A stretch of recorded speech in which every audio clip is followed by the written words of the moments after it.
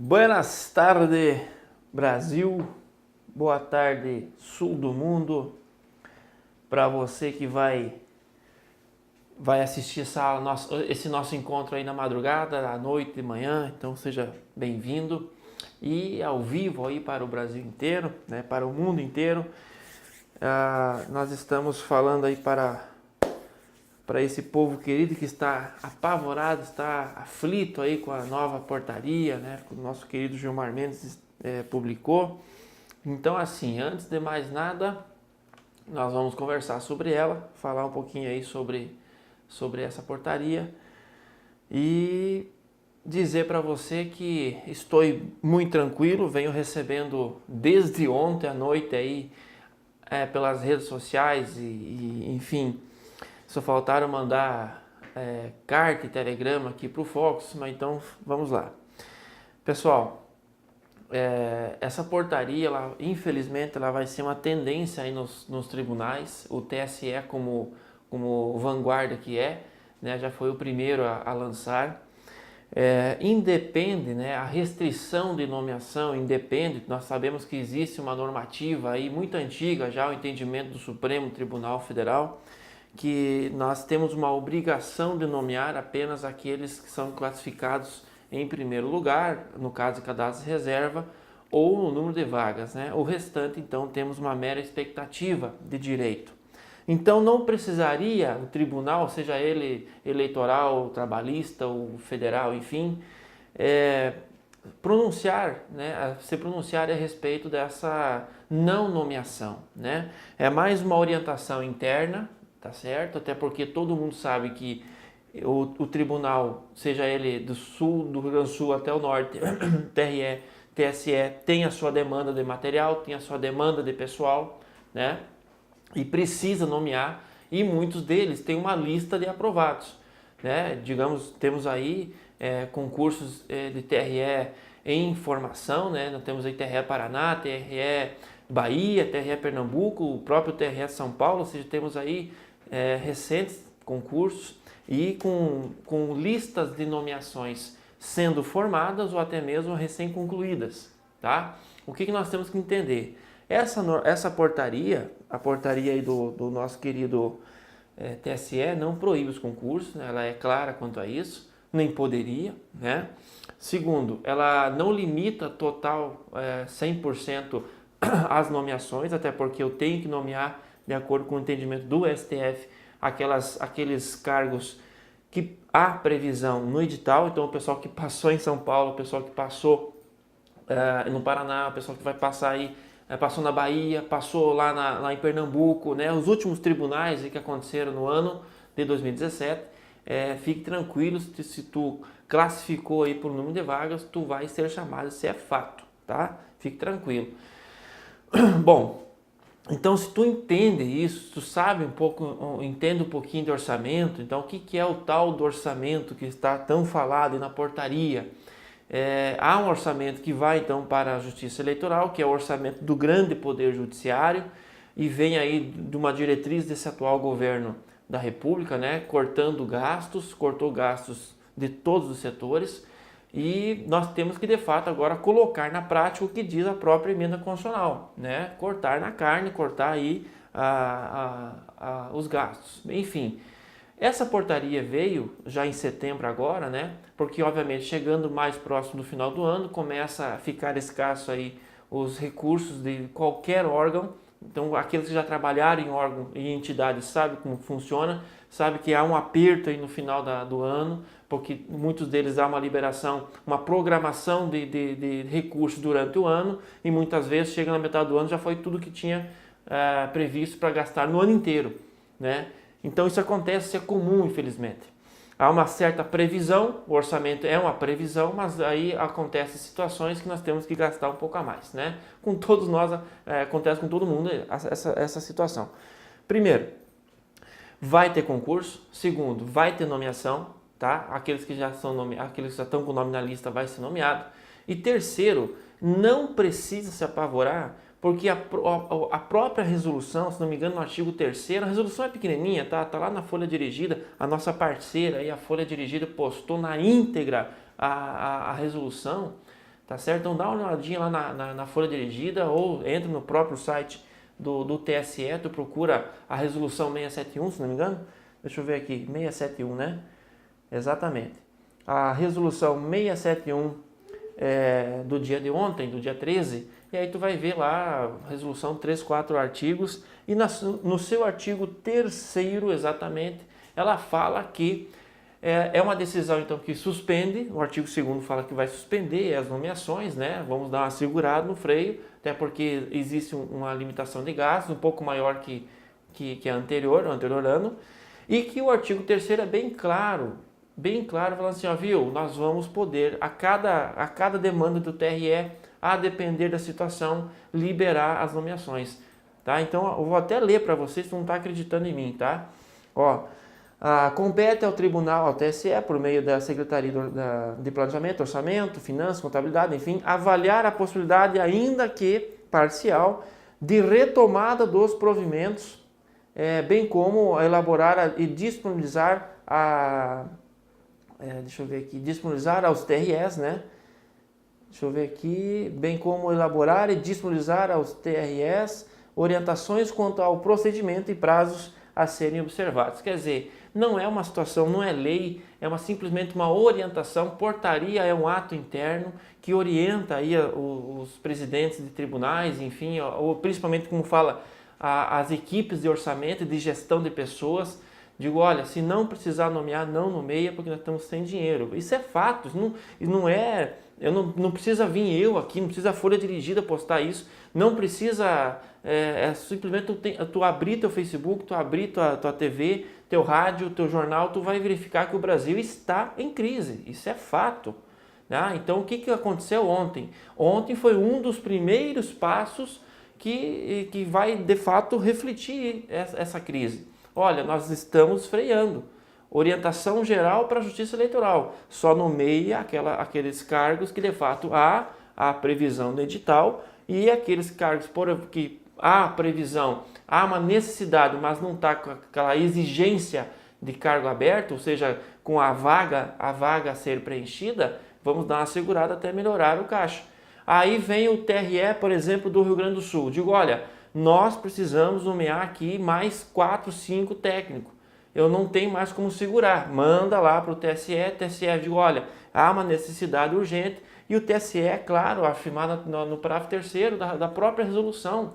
Digo, olha, nós vamos então analisar essa necessidade de vocês aí, TRE do Rio Grande do Sul, que fez concurso para técnico e analista em 2015, tem lista de aprovados, já está tudo certinho. Se não viesse essa orientação, o que o Rio Grande do Sul faria? Simplesmente nomearia aqueles 4, 5 técnicos e acabou. Agora não, nós precisamos informar o TSE, pedir favor para o TSE, digo, ó, negócio é o seguinte, nós precisamos nomear, não tem mais o que fazer. E aí o TSE então vai analisar. Foi o que eu entendi aí na questão da resolução 671.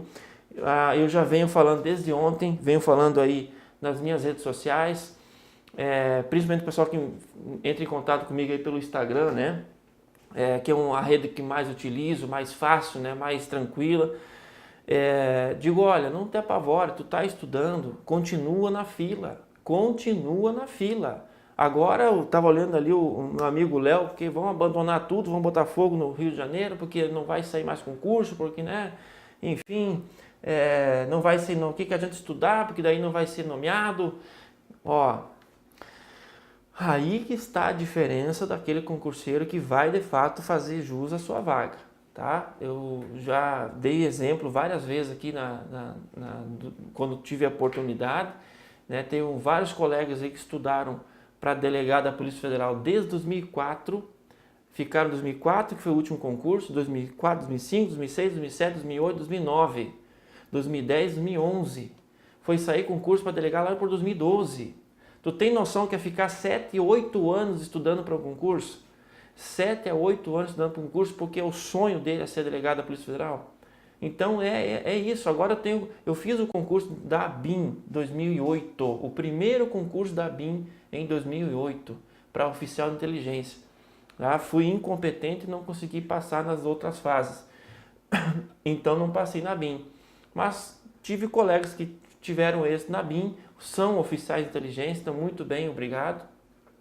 E teve um colega meu da Agente Federal, ele falou assim, ó, eu só vou estudar, Franco, agora para o próximo concurso da BIM. Sabe o que é isso? Para o próximo concurso da BIM, sabe quando que ele me falou isso? Em 2010. Em 2010 ele falou assim, Franco, eu não vou fazer concurso para delegado, não vou fazer concurso para tribunal, eu estou bem aqui no departamento, vou ficar como agente federal até sair o próximo concurso da BIM, porque eu quero ser oficial de inteligência. Sabe qual é a previsão de sair concurso da BIM, meu amigo?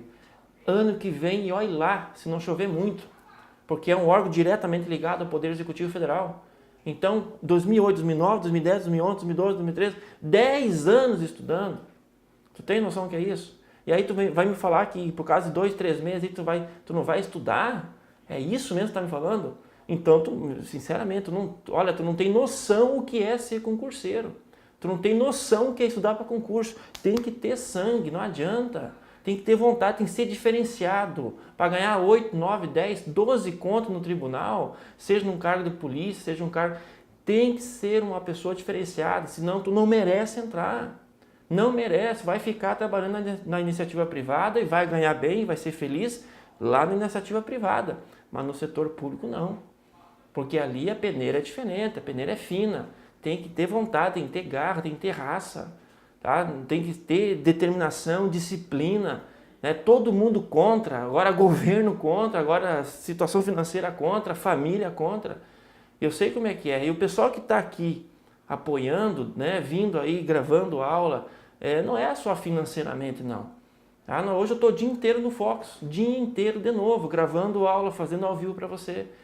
Né? Por quê? Para poder te ajudar, para poder te motivar pelo menos, que eu não sou grande motivador, mas pelo menos para manter viva uma chama que precisa estar vivo, que precisa, é só você para manter isso vivo, não é eu, não adianta eu ficar 1 hora falando para ti, ou ficar escrevendo para você, tá? Tu precisa internamente buscar essa chama e botar para fora, digo, olha, eu vou focar no TRE Tocantins, eu vou fazer TRE do Rio de Janeiro, se não for passar nesses dois, vai vir o TRE do Ceará, vai vir o TSE daqui uns dias, né? Virou o ano e vai vir TSE com certeza. Enfim, então eu tenho para dizer para vocês, pessoal que está nos acompanhando, fiquem ligados, mantenham essa força, tá? Mantenha o foco, sente esse bundão na cadeira e vai estudar, tá? Vai estudar, beleza? Então, apagou aqui, não quero mais ouvir falar em resolução 671, nós já conversamos sobre o feito, ela existe, é uma situação que outros tribunais irão também fazer, o pessoal do TST vai publicar dele, o pessoal da Justiça Federal, e assim vai. Tá todo mundo cortando na carne, tu sabe disso, tá? Agora, concurso vai ter e nomeação vai ter, tá? Vamos lá.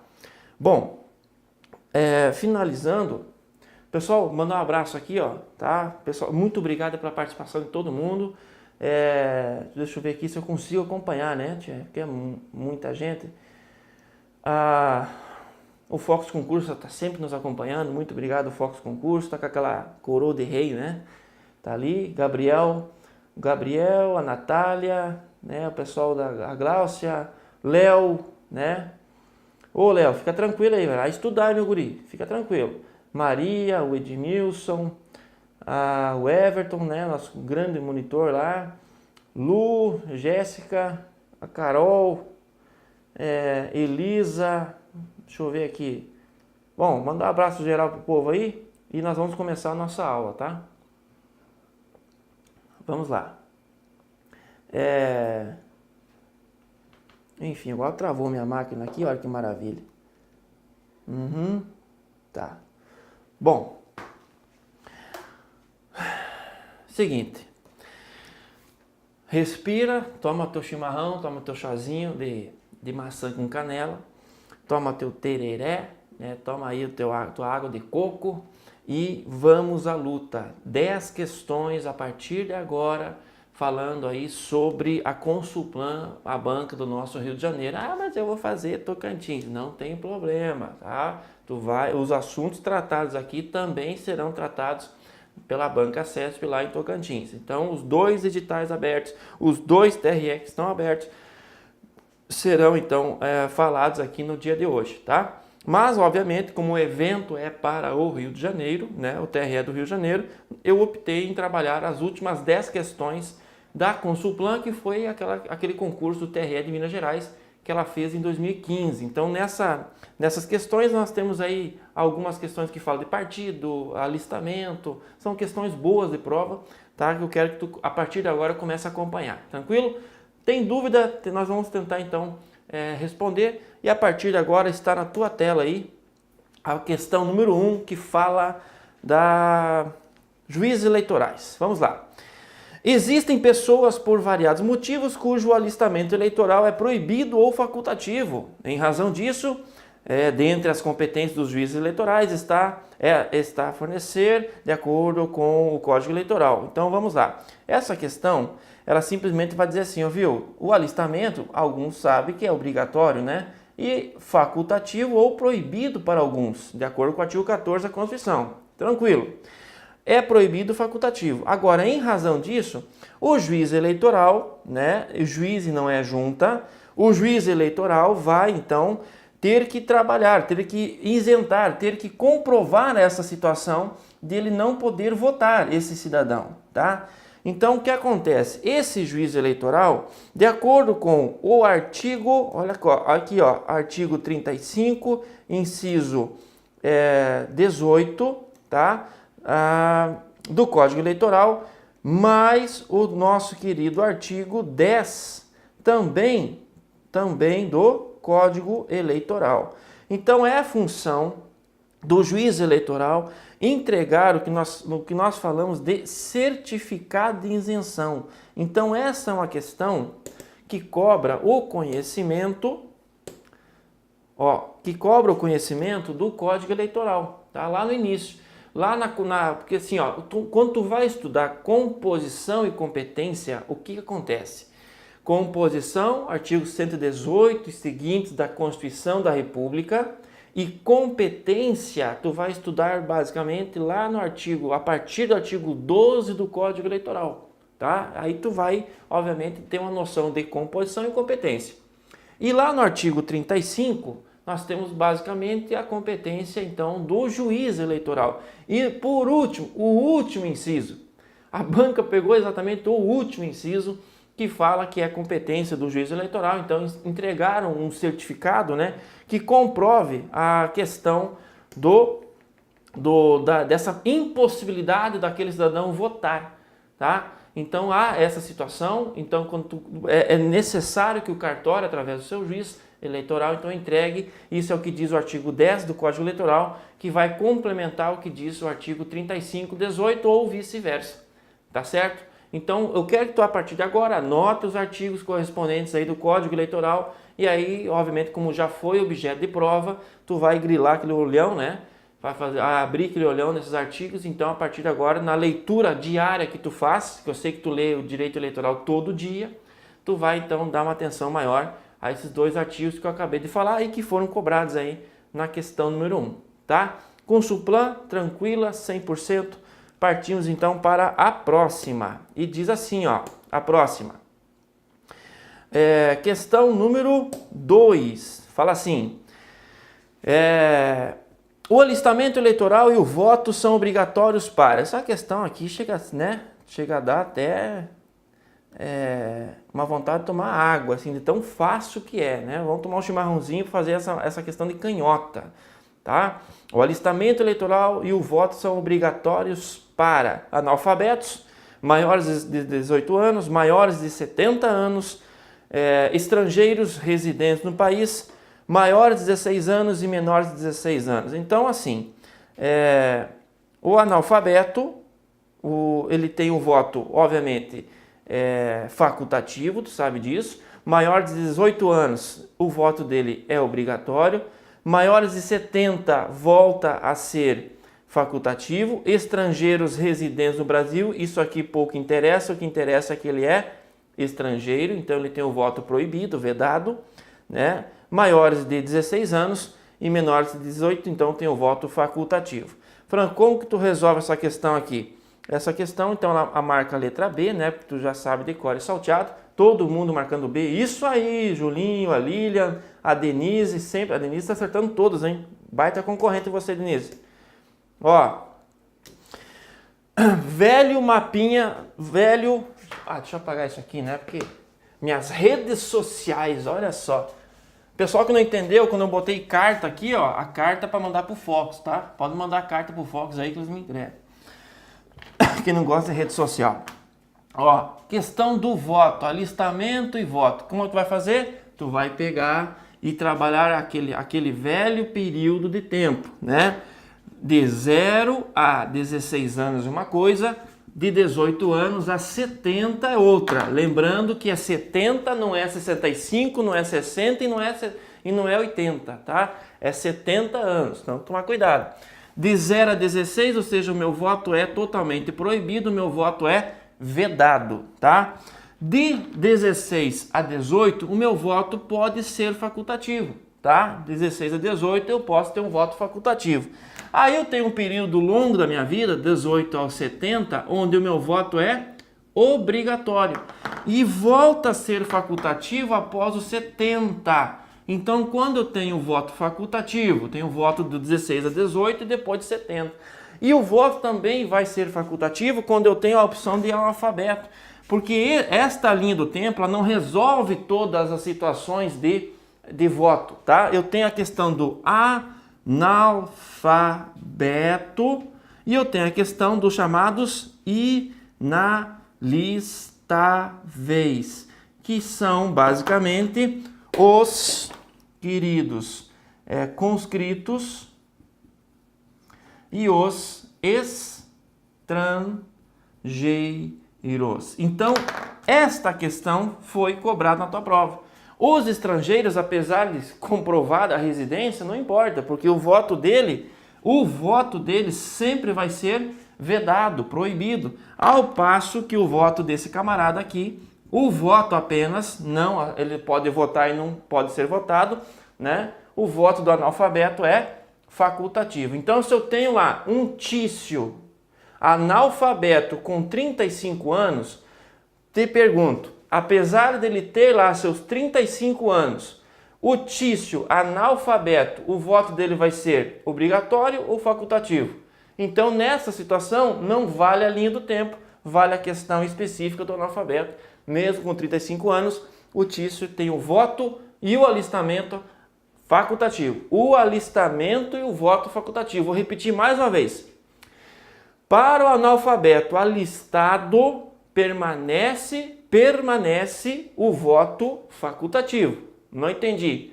Eu, como analfabeto, eu posso me alistar, posso ter um título de eleitor.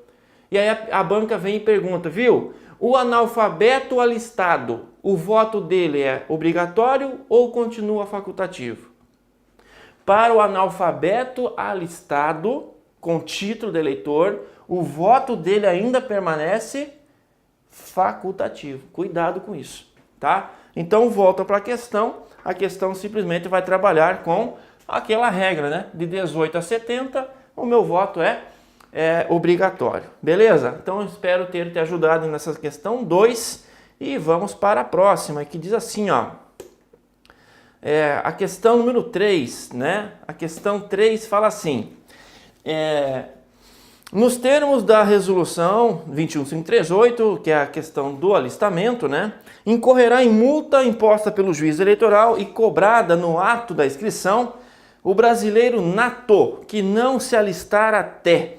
Então é uma questão que cai muito, não sei por que eles adoram essa questão aqui, que é a questão da multa para quem não se alista. E aí nós temos que tomar um cuidado, porque eu tenho a situação do brasileiro nato e do brasileiro naturalizado. Resumindo a conversa, tá? Resumindo a conversa, tanto para o nato quanto para o naturalizado, eles têm no máximo até 1 ano para fazer o seu alistamento eleitoral. Se eles não querem ser multados, o que acontece? Tanto para o brasileiro nato quanto para o brasileiro naturalizado, eles então vão enfrentar um prazo até 1 ano. Nato até os 19. Por quê, Franco? Porque os 18 anos mais 1, adivinha? Ó, vou chamar o Altevir aqui para fazer essa conta, ó. 18 mais 1, 19 anos. É por isso que a lei traz, e a questão retrata essa situação, que o brasileiro nato que não se alistar até os, adivinha, 19 anos. Tá? Então aí está a nossa questão, a letra D. Tá bueno? Bom, retomando. Muito cuidado então com essa situação. Vou apagar aqui a questão da... Não preciso não, vou aproveitar aqui, ó. A questão da multa, tá? Então, multa, geralmente, ela vai então ser aplicada ao nato e ao naturalizado. O nato, então, é até 19 anos e aqui é até 1 ano da naturalização. Da naturalização, tá? Então fecha a questão e mais uma vez nós temos que ter aí a questão de prova expressa para a nossa querida banca Consulplan. Tira não, Gaúcho. Você me chamou, cara? Você tá precisando de ajuda a fazer a continha aqui? Quanto que dá 18 mais 1, cara? Ainda é 19, né, cara? Não mudou nada. Isso é só para você ver que quando chama, tá sempre alerta, né? Sempre alerta aí pra tá ajudando. Mas essa aí você domina, né? Não, mas tem mais uma complicada ali, cara. Então essa eu vou deixar para depois. Valeu, TV. Valeu. Parece o Batman, cara. Só meter o símbolo lá. Vamos lá. Próxima questão diz assim, ó. Questão número 4. Fala aí, ó. Vai acompanhar. É uma questão de completar, hein? Meu Deus do céu. Uma questão de completar agora para alegrar a nossa tarde de direito eleitoral com chimarrão. Né? Chá com direito eleitoral. Daria um bom programa da tarde, né? Direito eleitoral com chimarrão. Ou a hora do mate. O que tu achou, galera? A hora do mate, né? Fazer aí a hora do mate. O requerimento de alistamento eleitoral será preenchido no cartório eleitoral de acordo com os dados constantes do não sei o que apresentado pelo eleitor, através do qual se infira a também não sei o que brasileira. O brasileiro, tracinho que não se alistar até os 19 anos, incorrerá em multa. E assinale a alternativa que completa correta a sequência da afirmativa anterior de o santo crucificado. Quase acabamos com o nosso querido estúdio aqui, mas tenha fé em Deus, tenha fé na vida, dizia o velho mandamento. Vamos lá. Ai, Deus santo. Vamos lá, o requerimento então é mais uma questão que envolve o conhecimento desse artigo, deixa eu ver se eu lembro do artigo, se não me engano, artigo 5º, 6º do Código Eleitoral. O requerimento de alistamento eleitoral será preenchido no cartório eleitoral de acordo com os dados constantes do documento, então exatamente, do documento, né, que envolve o conhecimento do documento. O brasileiro, deixa eu ver aqui, nacionalidade, tem certeza? O documento, deixa eu ver, nacionalidade, exatamente, nacionalidade, vou tentar completar aqui, tá?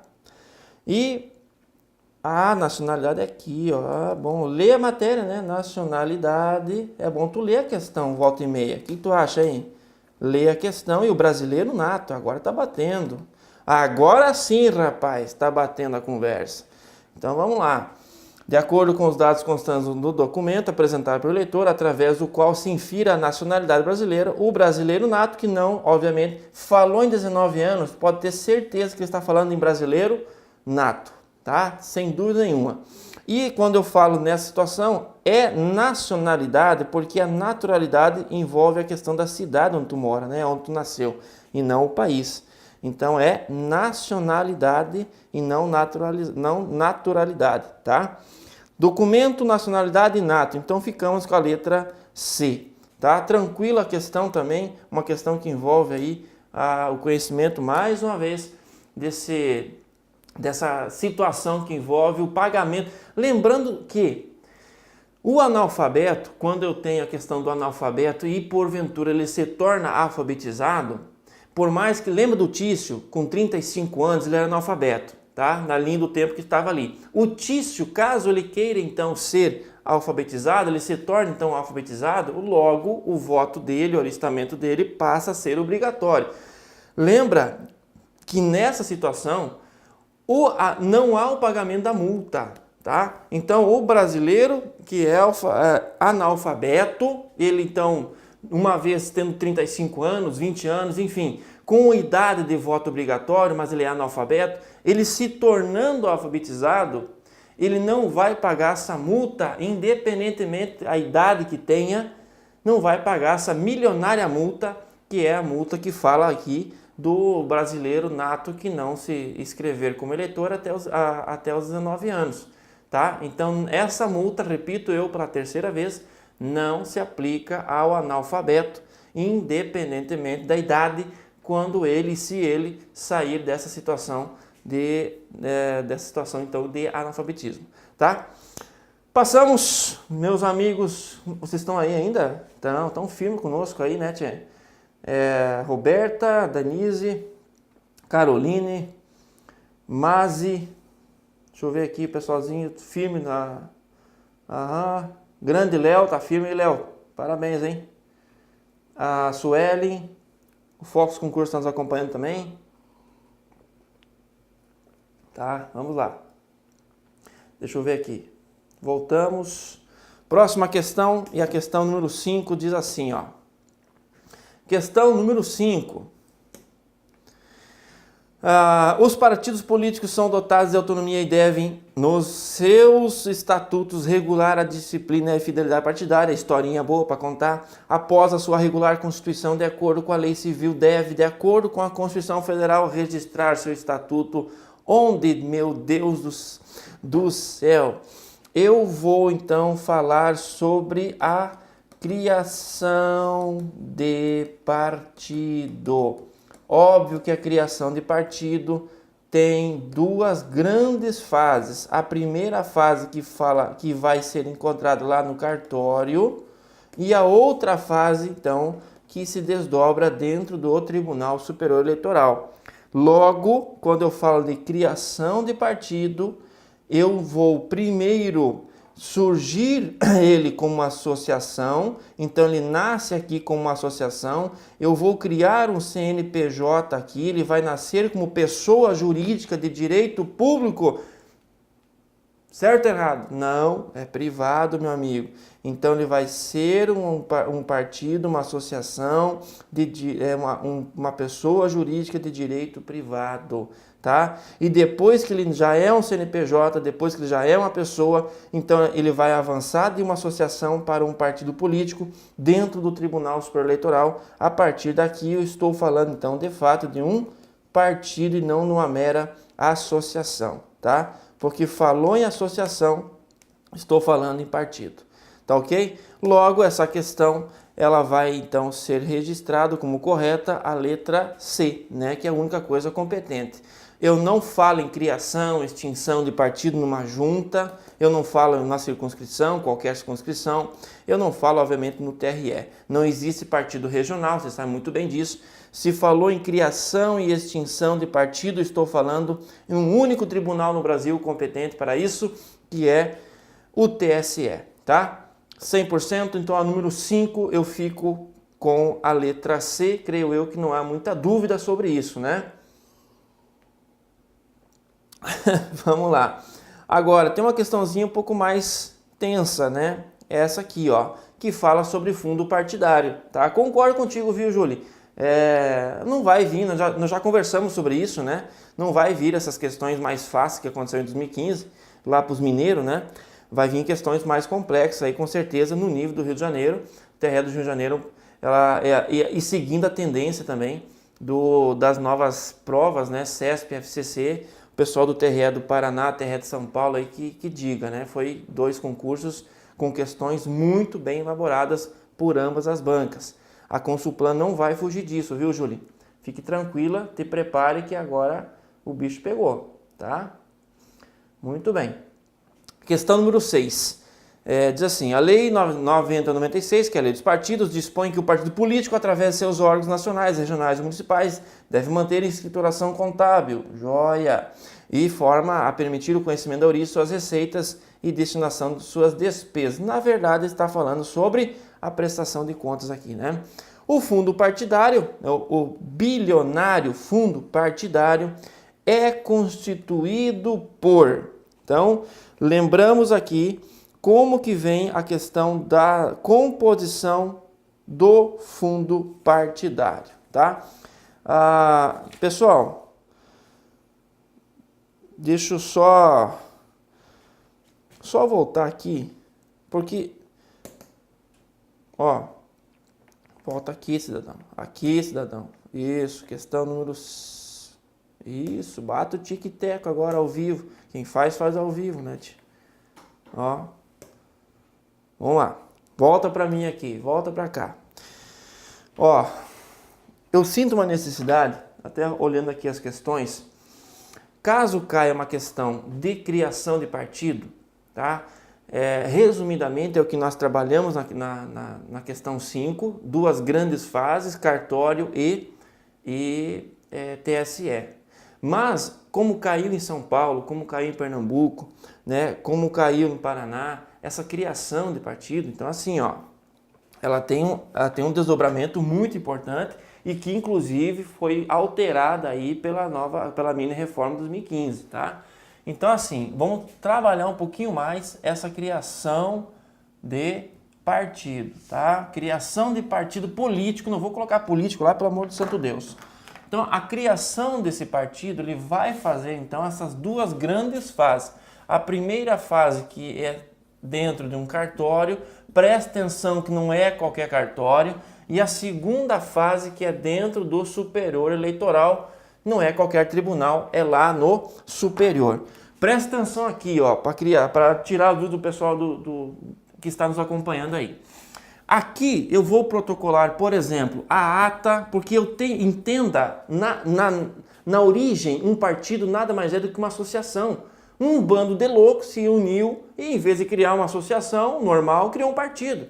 Então a primeira coisa é criar uma associação. Então toda e qualquer associação tem uma ata de registro, uma ata de criação. Então esta ata precisa ser publicada e essa ata precisa ser levada a registro no cartório, para provar que houve essa reunião. Tá? Inclusive pode ser online essa reunião. Só que essa reunião essa ata precisa ser assinada, ó, assinada essa ata por no mínimo 101, nós chamamos de fundadores do partido, tá? 101 eleitores, precisa ser eleitor, não é qualquer cidadão, tá? Não é qualquer pessoa. Então são 101 e esses 101 precisam estar espalhados pelo menos 1/3 dos estados, ou seja, pelo menos 9 estados, tá? Muito interessante isso aqui. E aí eu vou registrar, além da ata, eu vou registrar mais o que eu chamo de estatuto mais programa, tá? Eu vou registrar lá um simulacro de estatuto e programa. Lá no início, lá no cartório, poderá haver alguma alteração de lá para cá, mas eu vou ter que publicar um estatuto e um programa, que são dois documentos diferentes. Estatuto é uma coisa, programa é outra, tá? E aí, uma coisa importantíssima, além do estatuto e programa. Esse cartório é um cartório lá do Distrito Federal, lá de Brasília, tá? Não é qualquer cartório, tem que tomar um conhecimento sobre isso. Inclusive, quando eu defini a questão do endereço, tu sabe muito bem que o endereço necessariamente precisa ser o endereço em Brasília. Então, nós temos como sede da nacional de um partido sempre Brasília, sempre Distrito Federal, sempre. Tá? Não há hipótese de ter uma sede nacional no Rio, São Paulo, enfim, qualquer outro lugar. Tá? A sede sempre vai ser lá no cartório. E esse cartório que eu falo é um cartório de registro de pessoas, né? Então, é um cartório normal, um cartório civil. E a partir daqui eu começo a falar que existe uma pessoa jurídica e uma pessoa jurídica de direito privado, porque nada mais é, se isso aqui não avançar para cá, isso aqui é uma associação. Não passe de uma associação. Nós temos várias associações tentando virar um partido. E o que esbarra aqui? No chamado apoiamento mínimo, que não é fácil, foi deveras complicado agora de 2015 para cá. Tá? Então, se eu tenho uma primeira formatação aqui, o que acontece? Eu vou então fazer a mesma coisa. Eu vou registrar, eu vou protocolar, por exemplo, aqui, eu vou tirar uma certidão, eu vou protocolar lá no TSE, uma certidão da ata, digo, olha, eu tenho uma ata registrada no cartório tal, lá de Brasília, então que comprova que foi feita a reunião. Então vai ser certificado pelo cartório, tu vai protocolar no TSE. E aí, mais do que isso, tu vai protocolar, agora sim, a questão do estatuto mais programa, tá? Estatuto e programa, beleza? Lá no TSE. E aí, mais ainda, o que eu tenho que protocolar? O chamado apoiamento mínimo. O apoiamento mínimo, meu povo, esse aqui dói na alma. Dói na alma. Por quê? Porque esse apoiamento mínimo eu tenho que seguir alguns requisitos, só alguns. Por exemplo, conseguir 0,5% dos eleitores dos votos válidos para a última eleição da Câmara dos Deputados. Então são 0,5% dos eleitores que votaram para a Câmara dos Deputados, mais ou menos 500 mil, tá? Também preciso manter um terço, olha assim, pelo menos 9 estados, e aqui eu tenho um mínimo de 0,1% em cada estado. Então, como eu não posso ter um partido regional, como eu não tenho condições de um partido municipal, estadual, eu vou exigir então que se espalhe esse apoiamento mínimo nível Brasil, que vai trabalhar com todas as regiões. São 9 estados, são todas as regiões, tá? Então tem que exigir pelo menos 0,1% sobre isso. E aí as duas novidades que nós temos com a nova mini-reforma é assim, eu tenho um prazo, esse apoiamento mínimo tem que ser buscado em até 2 anos, tem que tomar cuidado com isso, que nós não tínhamos esse prazo, agora tem. A partir do momento que eu protocolo lá no TSE, começa a contar os 2 anos, então, para que eu possa transformar essa associação num partido. E, obviamente, que, graças ao bom Deus, os não filiados, não filiados a partido. Então, quem pode assinar? Apenas quem não é filiado em partido, porque olha só que não tinha fundamento. Quem já era filiado em partido estava ajudando a criar outro. Quer dizer, não tinha fundamento. Então, esse apoiamento mínimo, a partir de 2015, tem um novo prazo, tem um prazo para poder conseguir, correr atrás, e nós não podemos aceitar que uma ficha de apoiamento mínimo seja assinada por alguém que já é filiado a outro partido. Isso, completando isso aqui, basicamente tem um trâmite interno do TSE, que também já cai em prova, né? E aí nós temos o nascimento de um novo partido político para ajudar no crescimento democrático desse país, tá certo?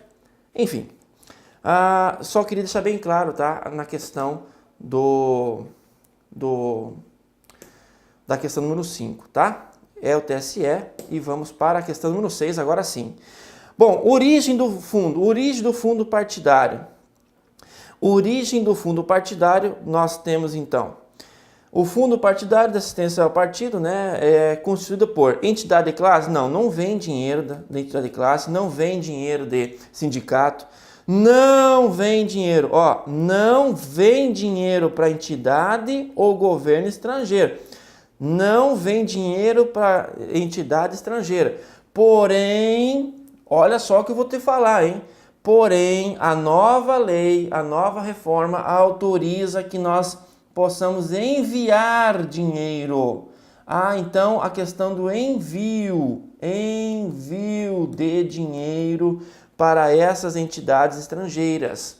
Não estou falando bobagem, vai lá, olha a lei, tu vai entender que hoje é possível não receber, mas enviar dinheiro nosso para entidades ligadas aí ao partido nível internacional. Olha só que beleza que nós temos dentro da nossa lei dos partidos, tá?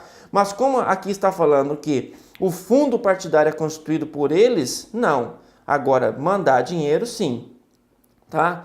Multas e penalidades, né, aplicadas durante o código, beleza, então, naturalmente que as multas serão objeto que irão compor aí o fundo partidário, tá certo? Não vem dinheiro de autarquia, não vem dinheiro de empresa pública, enfim, não vem dinheiro desse bando aqui. Bom, só para tu entender um pouquinho mais, eu vou apagar a criação do partido, espero que tenha ficado bem clara a criação do partido, tá? Que é uma dúvida latente aí dos nossos alunos. Eu vou explicar rapidinho agora da onde que vem o fundo partidário, esse bilionário fundo, que é o tal do fundo partidário dos nossos queridos políticos. E eles querem criar mais um fundo, né? Mais um fundo, um bilionário, sim, 3 bilhões agora para a política. Vamos lá. Quando eu falo de fundo partidário, duas coisas precisa ficar bem claro. Da onde vem o dinheiro e para onde vai, tá? A questão, ela envolve o conhecimento da composição desse fundo. Composição do fundo. E a questão que também cai muito, até porque houve uma alteração nos gastos, é a questão de da onde vem o dinheiro, para onde vai o dinheiro do fundo partidário, tá? Então, assim, a questão 6, ela vai cobrar o conhecimento daqui, ó, da onde vem o dinheiro do fundo partidário. É óbvio que o dinheiro das multas eleitorais vem para cá. É por isso, cidadã do sul do mundo, que a própria lei das eleições proíbe o candidato de pagar uma multa eleitoral com dinheiro do fundo. Lembra que eu posso fazer uma campanha utilizando dinheiro do fundo partidário? Sim, agora não posso pagar as multas eleitorais com o dinheiro do fundo. Por que, Deus santo? Porque o dinheiro vai para o fundo. Então não posso pagar uma multa com dinheiro do fundo, porque vai voltar para ele, tá? Então precisa, o fundo partidário é formado então com dinheiro das multas, com dinheiro de outras, deixa eu colocar assim, ó,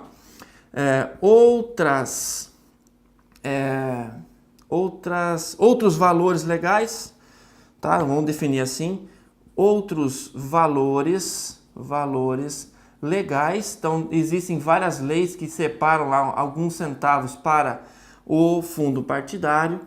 E aí nós temos mais a questão que envolve o orçamento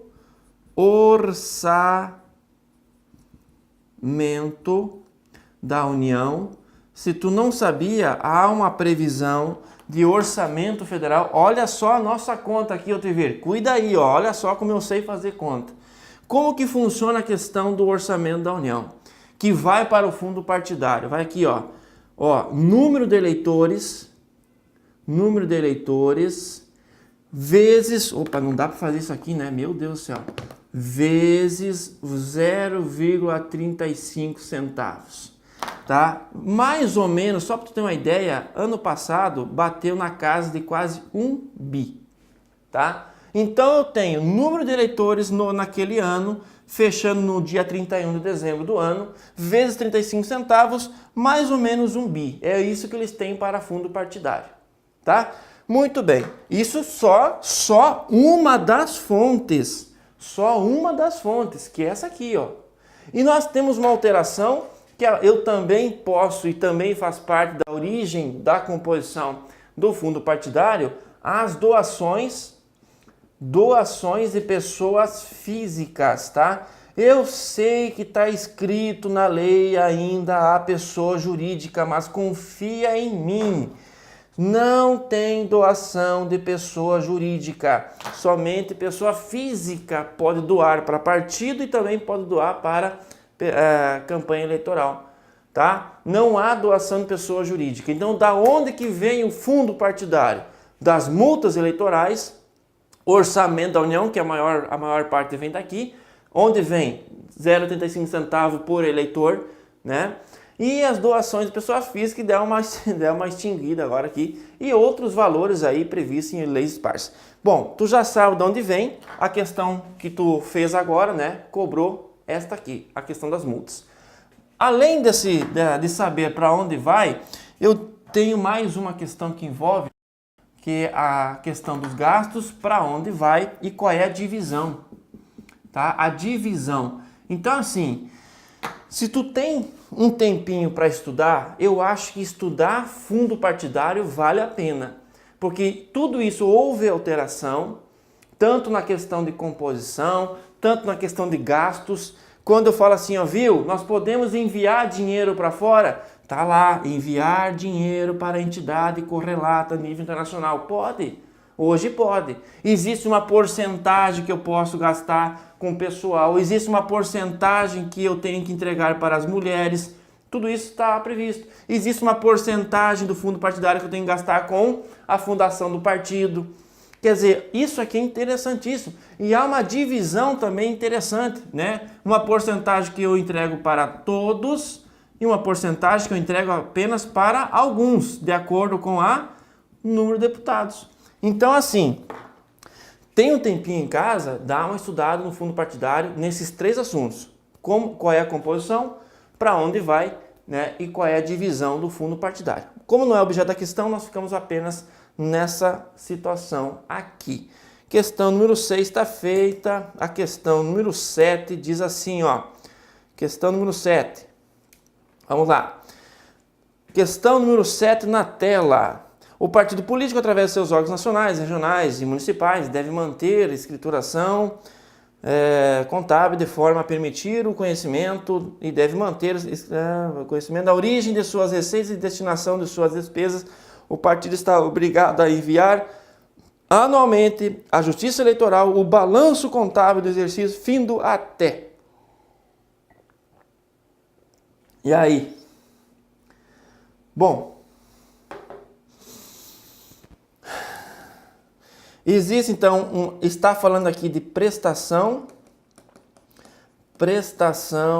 de contas partidária.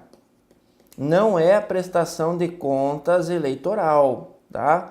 Prestação de contas partidária é, então, a obrigação do partido e deve ser enviada, tendo eleição ou não, até o dia 30 de abril do ano seguinte. É mais ou menos como se fosse uma declaração de imposto de renda. Todo partido, nível estadual, municipal e principalmente o federal, precisa enviar até dia 30 de abril do próximo ano a movimentação, então, concluída aí do ano passado, tá? Basicamente, uma declaração feita à Justiça Eleitoral. Cuidado que não é para a Receita Federal, hein? Pelo amor de Deus. Eles mandam, então, para a Justiça Eleitoral, que é competente para julgar as contas partidárias. Joia? Houve alteração também aqui no nessa situação, importantíssima. Ó, presta atenção aqui. Nós já definimos, então, a Consulplan cobrou, né? Uma questão de data. E aí eu venho só para acalmar teu coração e falar um pouquinho aí sobre a prestação de contas, tá? E aí eu já vou avançar também para outra questão que envolve, é muito interessante. Prestação de contas. Prestação de contas partidárias. Ó, prestação de contas. Quando eu falo prestação de contas, neste caso aqui, é a prestação de contas eleitorais, tá? Já estou avançando na questão. Na prestação de contas eleitorais, então eu vou ter a questão da aprovação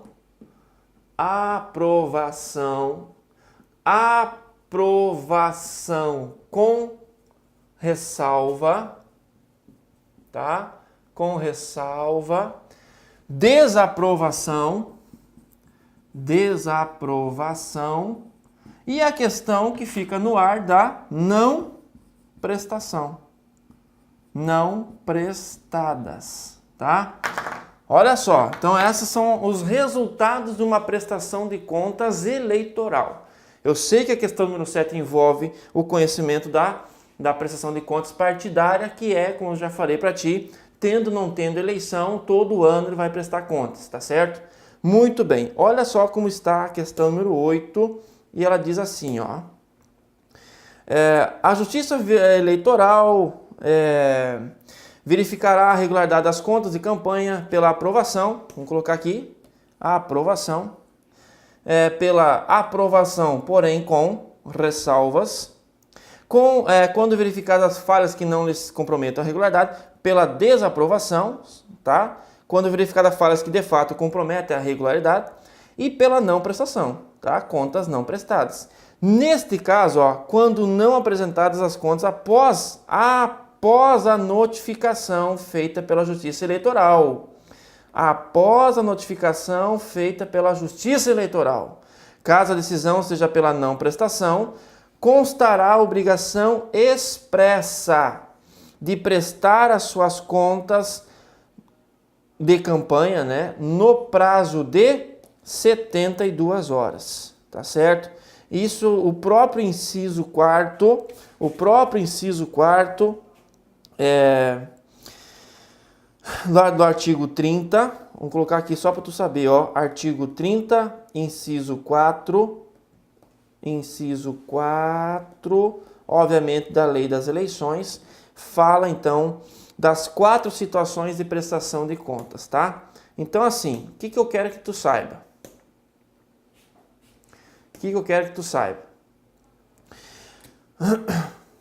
Quando eu tenho, por exemplo, arruma para nós aqui, chefe.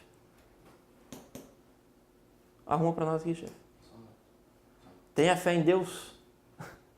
Ó, quando eu tenho, por exemplo, essas 4 situações, a não prestada, ela vai necessariamente, a Justiça Eleitoral precisa de forma expressa notificar, tá? A partir de 2009 isso é válido, notificar o candidato para prestar as contas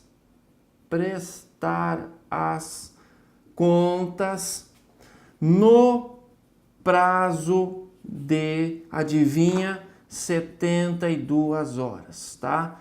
Então, cuidado com isso. Num prazo de 72 horas, necessariamente, para que a Justiça Eleitoral mantenha essa decisão de contas eleitorais não prestadas, eu preciso, então, de forma expressa, informá-lo e notificá-lo e comprovar que, olha, eu informei ele e dei um prazo legal, né, lá no inciso 4º do artigo 30, das 72 horas. Isso, obviamente, foi uma alteração, se não me engano, em 2009 e caiu em 2015 para o TRE lá de Minas Gerais, tá? Então, assim, isto aqui, pessoal, é a parte final da prestação de contas de campanha.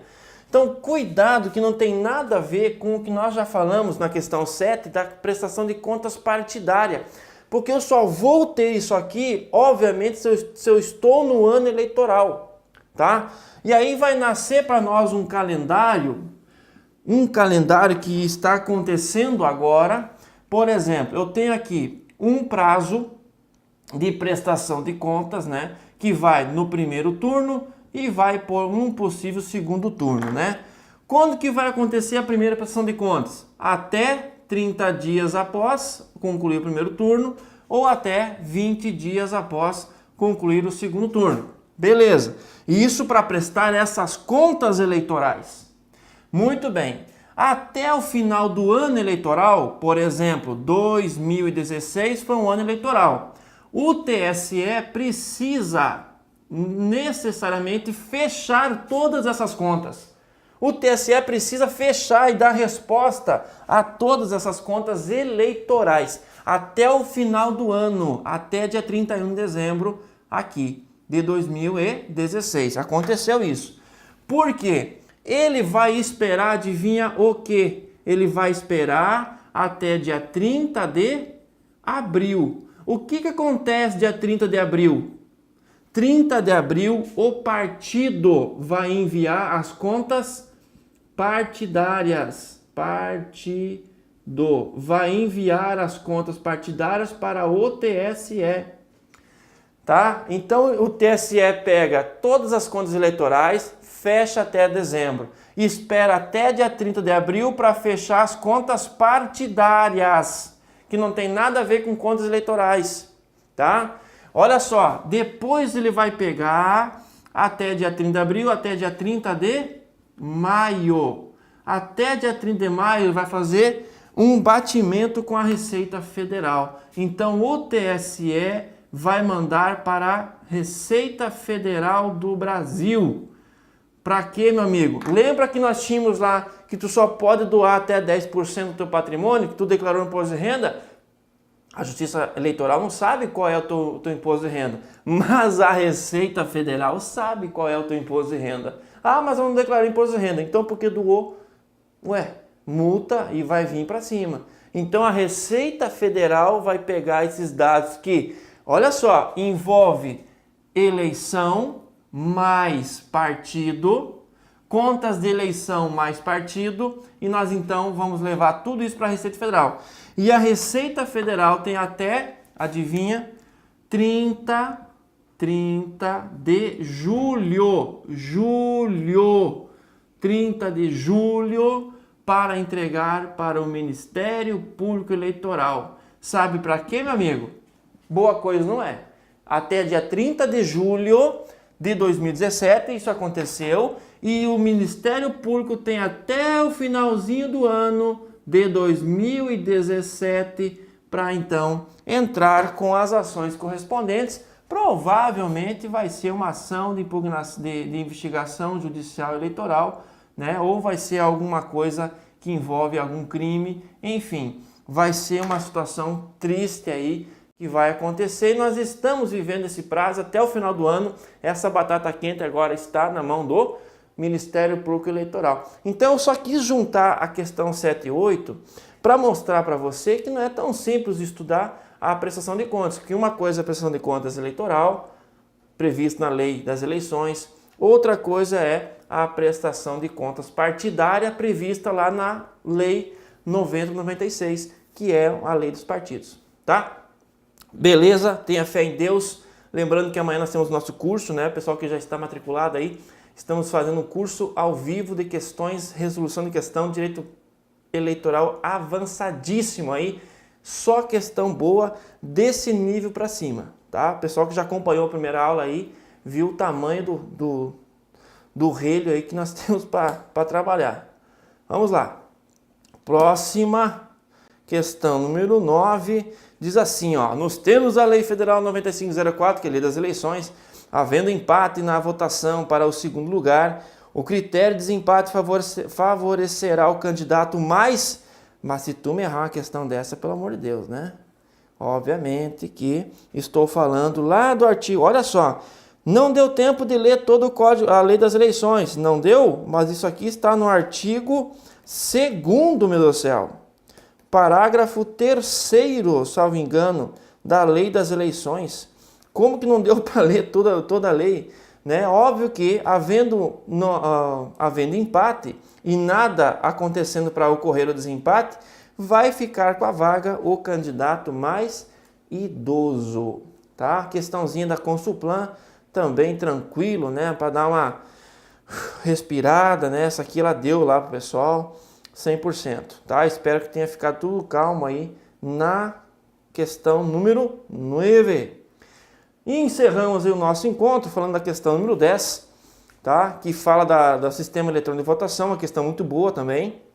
E fala assim, ó: a votação e a totalização de votos serão feitos por sistema eletrônico na votação para a eleição proporcional. Os votos que não seja possível a identificação do candidato, de acordo com a lei, né, serão computados para o partido, tracinho, desde que o número identificador do partido seja digitado de forma correta. Para quem vai o famoso, conhecido voto de legenda? Para quem vai o voto de legenda? Porque o voto de legenda ainda existe, né? Para quem vai o voto de legenda? Para assinar a alternativa que completa corretamente a afirmativa anterior. Letra A, coligado. Letra B, majoritário. Letra C, minoritário. E letra D, do partido. Então, para qual partido vai, meu amigo? É óbvio que vai para o partido do candidato, né? A letra D, então, fecha essa questão. Beleza? Voltamos, então, para a nossa querida aula. E eu vou só falar um pouquinho mais sobre essa questão 10, que incrivelmente caiu no Paraná de novo. Vem caindo reiteradamente a questão da legenda, o voto e legenda, tipo de voto. Né? Eu lembro que quando eu estava preparando um curso eleitoral, eu disse, mas eu não vou colocar isso aqui, uma questão muito óbvia. Né? Todo mundo vota, todo mundo já sabe como é que funciona. Aí me vem caindo em São Paulo, vem caindo em Paraná. Quer dizer, caiu em Minas Gerais, né? Uma questão de tipo de voto. E aí eu vou mostrar para ti o óbvio, né? E para nunca mais errar uma questão, obviamente, nós não podemos mais falar em erro de questão que envolva esse tipo de sequência de votos, sequência de votação e tudo mais, tá? Bom, olha só, nós temos então um voto, por exemplo, na urna eletrônica também funciona assim, tá? Vamos colocar aqui.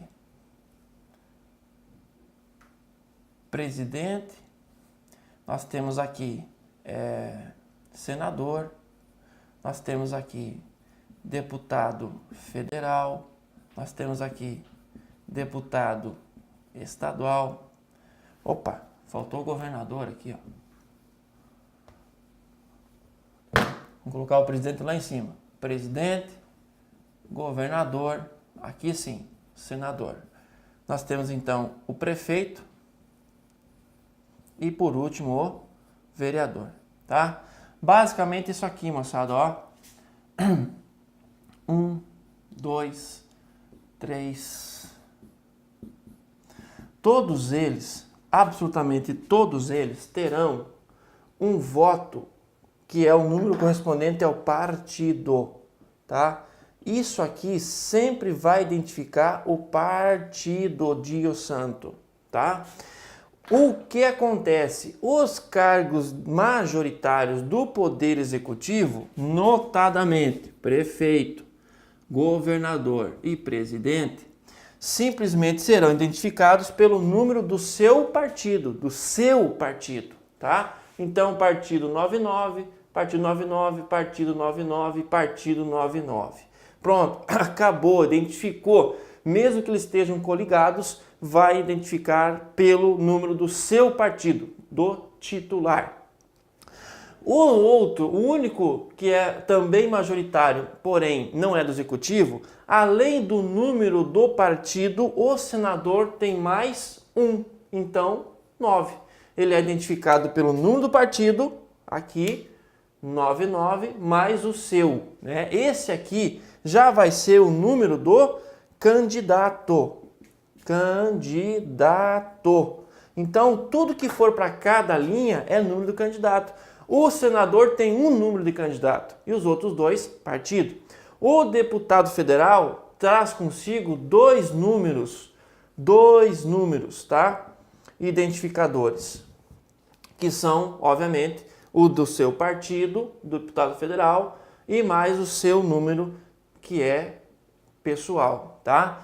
O deputado estadual diferencia porque ele tem o número do partido mais 3 e não 2, tá? Então, o deputado estadual tem 3 e não 2. E aí eu quero deixar bem claro uma coisa. Todos eles têm a identificação prevista em lei. O único que tem a identificação prevista numa possível resolução é o vereador. O vereador tradicionalmente traz no seu número o 3, tá? Então ele vai ter a identificação do partido, do seu partido, mais 3. Só que isto aqui é previsto em resolução do TSE. Todos os demais, a previsão é legal, tá? Já vi que aí que estão assim. Já vi que todos os cargos eletivos têm a sua determinação de voto, da sua qualificação numérica definida pela lei. Não. Aqui o vereador, ele tem a definição por resolução. Se, por exemplo, na eleição 2020, o TSE achar por bem regulamentar e dizer assim, não, para vereador vai ser apenas um número. Pronto, virou um número, tá? Agora, o TSE não pode alterar esta sequência aqui, porque é uma sequência legal. Olha aqui, eu viram, ó, praticamente uma aula de matemática, olha só coisa linda. O direito eleitoral ele é completo, é a melhor matéria do sul do mundo, é incrível. Enfim, a questão de prova é, o que é voto de legenda? Não há que se falar em voto de legenda quando eu tenho um sistema majoritário. Onde eu tenho sistema majoritário? Quando o sistema majoritário é para prefeito, governador e vice para os senadores. Eu tenho sistema proporcional para deputados e vereadores. E quando eu não consigo identificar o número identificador do candidato, e é isso que a questão fala, quando eu não consigo identificar o número do candidato, então eu vou desclassificar o voto para o candidato e vou entregar aquele voto para o partido. Isso chama-se voto de legenda, que ainda existe. Tá? Eu posso chegar na urna e aplicar 9-9. Voto para deputado federal, 9-9. O meu voto vai para todos os candidatos daquele partido, no cargo de deputado federal. Deputado vereador, não vou votar para o vereador Tício, vou votar para todos os candidatos a vereador. Então, eu não digito lá 99999, eu simplesmente vou digitar 99. Esse é o voto de legenda e vai para o partido do candidato, não da coligação do candidato, tá? Enfim, nós extrapolamos um pouquinho, né, os 10 minutos perdidos para aquela conversa natural da resolução, tá? Fique tranquilos, aqui é a portaria, a resolução, deixa eu ver, é portaria, né? Uma portaria a 671 lá do TSE, então fiquem tranquilos, tá? Ninguém vai morrer, todo mundo vai continuar estudando, isso é natural, o pessoal está de fato apertando a guaiaca aí, gastando pouco. Quem está dentro dos órgãos públicos sabe que isso acontece. Polícia Federal está sem gasolina, PM está sem viatura, pessoal do INCRA, pergunta como é que está o pessoal do IBAMA, pergunta para esse povo aí como é que está a situação dentro da repartição. Não tem folha de ofício, tá? Não tem gasolina, não tem valor, não tem dinheiro para diária. Olha só, a Polícia Federal acabou de falar assim, ó, Sérgio Moro, não tem dinheiro aqui para nós prosseguirmos com a Lava Jato. Ou seja, o que o Moro tem a ver com isso, né? Enfim, por isso que eu estou te falando. É só tu abrir o noticiário que tu sabe que o Brasil está em crise, mas tu vai parar por causa disso?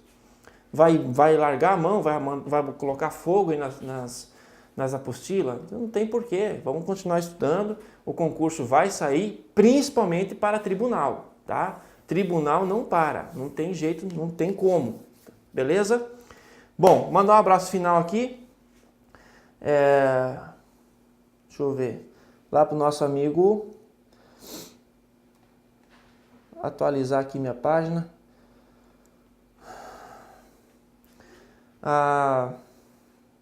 Vai dar um atualizar aqui, que meu Note é muito moderno, sabe?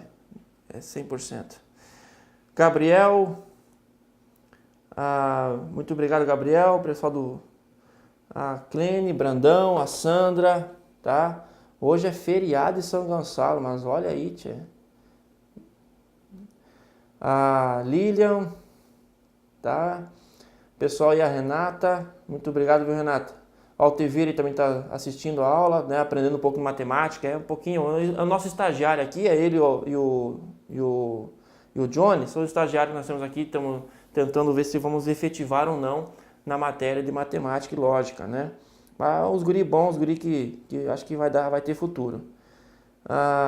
Renata, Pessoal, a Renata falou assim, ó, até sábado. Ó, Renata, pessoal que se matriculou no nosso curso, a primeira aula sábado passado foi aberta, essa aula de manhã, a aula de sábado amanhã, então uma aula fechada. A segunda aula de 10, tá? Amanhã nós vamos falar sobre Lei das Inexigibilidades, tudo sobre a Lei 64/90, o que mais importa, o que mais vem caindo para a Lei Complementar 64/90, tá? Então, o pessoal que é nosso aluno aí, amanhã a partir da 1h30, nós teremos um encontro ao vivo, o material será postado hoje ainda, tranquilo.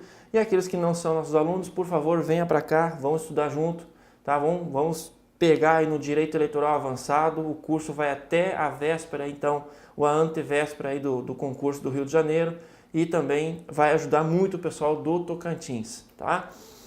Tranquilo, moçada? Nos acompanhem nas redes sociais, acompanhem o nosso querido curso, Fox Concurso está proporcionando isso nessas entradas aí para vocês. Joia, um abraço, fique com Deus, até a próxima.